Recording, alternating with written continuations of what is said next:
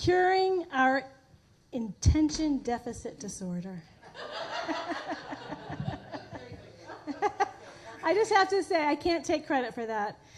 I put on the mailing list, Reverend Michael was on Dr. Oz, and he was only on it for like 5 minutes, but he just used that phrase, intention deficit disorder, and like, he's brilliant. In that short amount of time, it says so much. So I wanted to talk about curing it. So we got to ask ourselves questions. We begin with asking our question. This morning when we woke up, do we have an intention for today? Can we articulate what our intention is for this day? Can we articulate what our intention is for this month?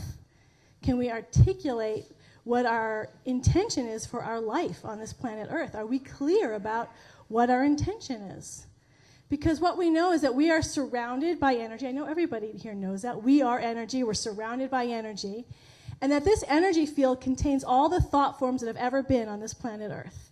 So all that, the dark and the light and the archetypes and all those patterns that we know of are always alive and activated. So if we're not setting our intention, what happens is those patterns, we just find a groove in those patterns, and they live us. They happen to us. Life is happening to us.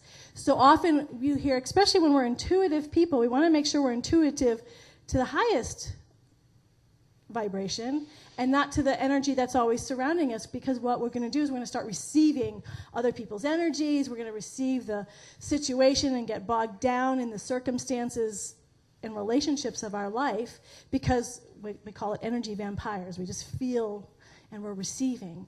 So what we want to do is we want to put out the energy. The intention is putting out the energy. We're creating what we want to be in alignment with. So it's an incredibly powerful tool, not to just practice when we want certain things in our life to change, but as a way of life. I have a friend, B. Curl. She's Julian's godmother, and she wanted to buy a house. So she had set the intention for what kind of house she wanted and all the generally the details, and one of it was that she wanted the house to be on water. So she finally, after looking around, she found the house that fit all her needs, except for it wasn't on water, and she thought, well, I'll accept it. So she got the house, and then in the first huge rainfall, her yard was flooded, and there was like a little lake in her backyard. And we left. We're like, okay, well, that's one way to get your intention fulfilled. She's like, exactly. So then she said, well, now I need to be a little more specific. So this becomes a challenge of intention of just on the material realm. In the material realm, we're always going to have limitations. It works to a point, but there's always a limit. And I can think of a million examples, but the obvious and most clear one is any sporting event. You have two teams. Both teams are very intensely intentional that they want to win, but only one team's going to win. And we have this in material world all the time. Awards, there's one opening in a job. So in the material world, it's going to work some of the time, but not all of the time. So we want to take it a little deeper and say, what is my intention to live from God? How can I experience God? So anyone who's played a sport, whether you win or lose, you can experience going into the zone, experience an expanded state of consciousness. So regardless of the material, whether you win or lose, you still have had this expanded awareness of oneness. It's always available to us when we start putting our attention for something greater than a material outcome. So we want to look at how do we live our lives this way? How does intention work in moving our life in alignment with God? So back in 1992, I decided I'd always loved God, been in a relationship with God, but that was the point where I just said, this is all my life is about. I want my life only to be about God and nothing else. And so I spent a month in silence. First 2 steps in our prayer treatment, recognition and unification. There's only one power, and I'm one with it. So I really anchored in that month, that oneness, that peace. And from that place, I didn't know the words intention at the time. I called them requirements. I came out of that and I said, okay, I know I'm to be working in the world. My intention is to serve God, but I also need to be in joy, because it won't feel like service if I'm miserable, and I need to be financially compensated. So those were my three intentions: to serve God, to be in joy, and financial compensation. I was living in LA when I made those intentions. I just was drawn. I just kept listening. Oh, I've got to go back east to where my family is. I went to Cleveland where my mom lives, having lots of conversations. I'm always listening. I'm keeping my attention on God, listening, singing the chants, songs that we sing here over and over. Just use me, God. I'm a radiant light of God. All the sort of New Thought chants. I just kept singing them and listening, and nothing was happening. I'm like, no, I'm not feeling it here. So my dad lives in Arlington, Virginia. So I went down to visit him, still saying, is this here? Am I supposed to do my service here? And I have a best friend that lives down there. And she said, well, have you thought of working in a psychiatric hospital? I was a psychology major in college. I immediately constricted because when I heard that name, I associate it with, the race-conscious idea, because I had no experience with psychiatric hospitals, so the race-conscious idea that this is a bad thing. So I withdrew. I'm like, no, that can't be it. But I kept surrendering. I'm here to serve God. I'm here to serve God in joy and money. Soon after that conversation, my neighbor said to me, oh, Harriet, did you know there's a private psychiatric hospital 5 minutes from here, and they're needing someone to work there? I said, okay, this can't be a coincidence. So I went, and I was pretty much hired on the spot. And it was a challenge, because I still didn't know. I kept saying it's because I was very clear I had to enjoy it. And it was very hard, because the energy in a psychiatric hospital, there's a lot of pain and suffering. And so for the first 3 weeks, I would cry the entire time I was getting ready. I remember just sitting in the mirror, putting on makeup, crying and crying. I'll do it. I don't know what I was doing. But I just kept saying, I'll just do it until I know, until I'm clear. While I was there in that time of the 3 weeks, I was practicing only seeing God. Oneness. There's only God. Every person I talked with, there's only God. I would go into the bathroom all the time and realign myself, go back out. There's only God. Suddenly, it was about 3 weeks is a number that sticks in my mind. Suddenly, I found myself waiting to go to work. I couldn't wait to be with these people. I realized that I was with people who had no masks. There was no pretension. There was no pretending. They were completely naked and vulnerable. And I just remember saying, wow, I am so blessed that they're sharing their nakedness and their vulnerability with me. What an honor. And that, along with, I get to talk with people for 8 hours a day, and I get paid for it. It's awesome.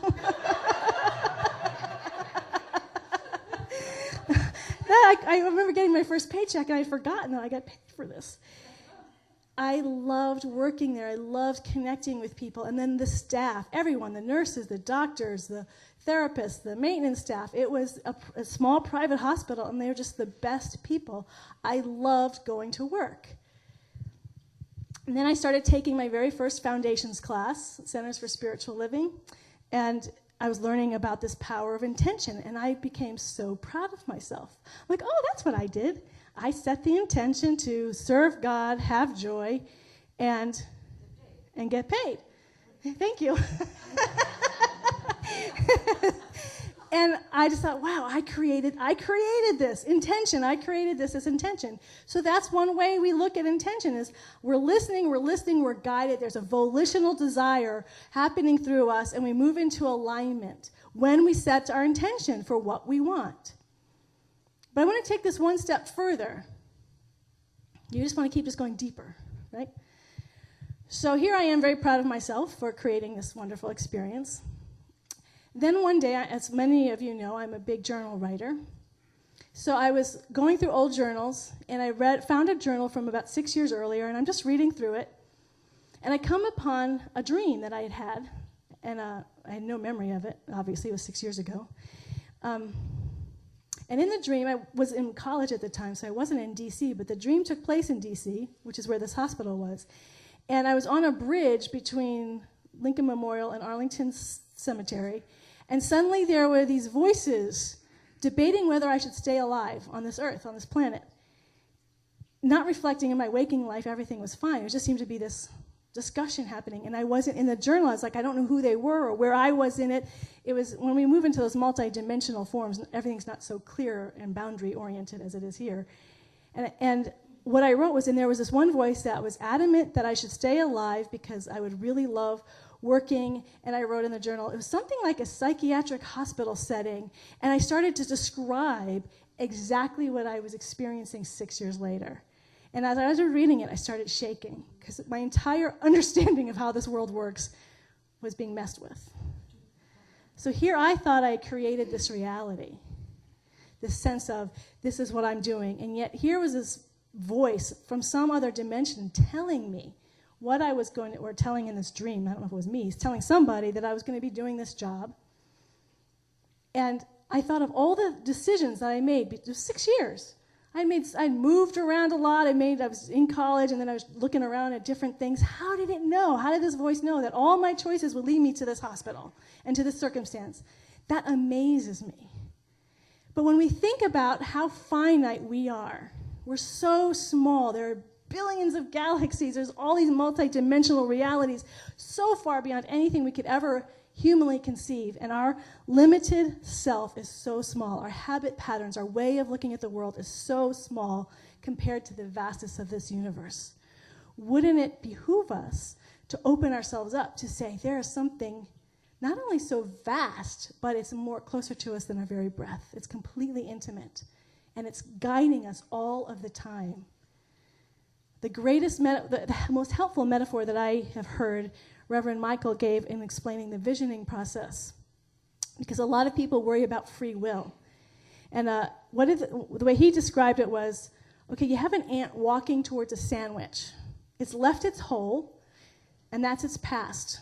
Its sandwich is its future, and where it's walking is its present tense. It's experiencing past, present, and future, but the person looking down on it can see it all at once. We effortlessly, without just see past, present, and future simultaneously. That's this infinite love intelligence of the universe which we're talking about. It sees everything simultaneously. So we in our small self are moving along, but as we start to open and open and open, we are moving into alignment of greater good. That this infinite love intelligence is infinitely good, and it is evolving us to greater and greater good on every level and dimension of our beingness, of greater love, peace, harmony, and joy. It is creating exactly what Jesus the Christ talked about. It is creating heaven on earth. It is evolving us to that place individually, specifically, in detail for each and every one of us.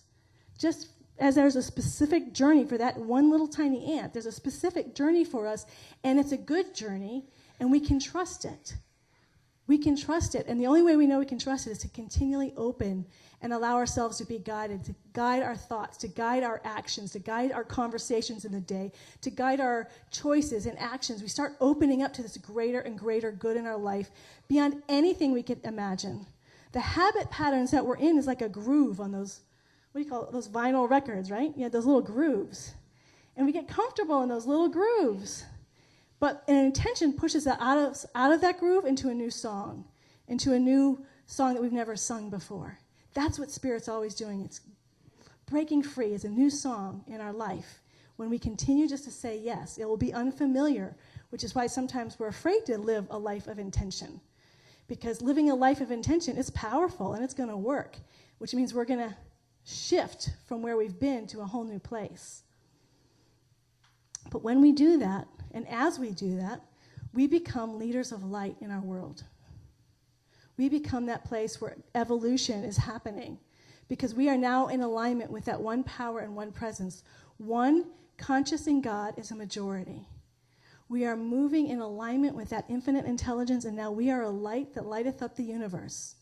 When Jesus said, I am the way and the truth and the light, he spoke at different times from his finite self. It's not I that doeth the work, it's the Father within me.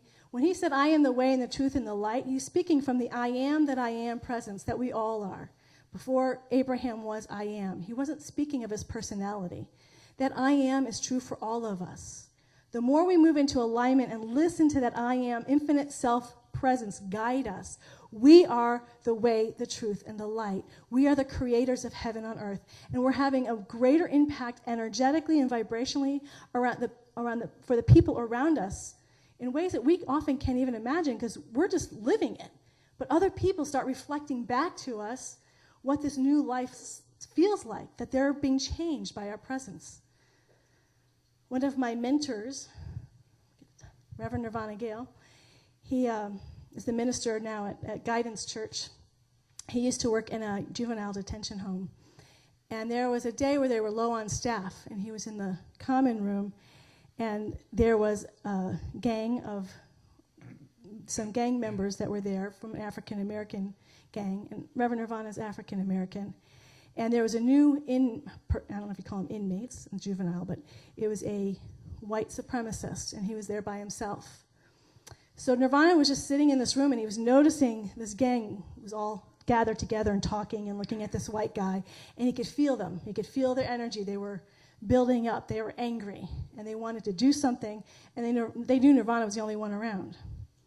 So suddenly they all got up and started walking towards this white guy, and Nirvana just stood up, and he walked right in front of the white guy, and he said, "You are not going to touch him unless you touch me first. Because I will not let you harm or touch this person." Everyone there knew in that moment that Nirvana had no physical ability to stop this gang of boys. But they stopped, and they felt the love and the clarity of the light that he is. And they stopped, and they left. They walked away. One in God is a majority. It's not about numbers. The more we wake up, the more good we can do. It doesn't matter how many people there are. One in God is a majority. We are creating heaven on earth through this incredible conscious awareness. When we are in alignment with it, we are in alignment with the infinite. We are in alignment with the all power of the universe, the all good, the all love, the all beauty, and it's pouring through us. And in that moment, this white gentleman realized the race that he had so much anger against just saved his life. And he shifted, and they started having conversations, and he completely left his past and transformed his life because of that situation. That is the same power everyone in this room is walking with. Everyone here, you wouldn't be here if you didn't know on some level that you are the light. We just have to remember to continually live that intention. I think everyone here knows the power of intention. It's not a surprise, and yet do we live it? Do we live with that active intention every single day of our life? Do we have a life of intention? I am here for God. My whole life is here for God, the infinite love intelligence of the universe that is closer to me than my very breath, and I'm here to listen to it and allow it to guide every step of my way to become this great light for the universe. So we ask ourselves again, what is my highest intention for today? What is my highest intention for this month? What is my highest intention for my life? The clearer we get about that every day of our life, we are the way, the truth, and the light. And then, my favorite quote always, so I always have to bring it in, my St. Francis of Assisi quote, where he talks about the gospel, which is the good news. Go out and preach the gospel, and if you must, use words. We become it. Let us pray.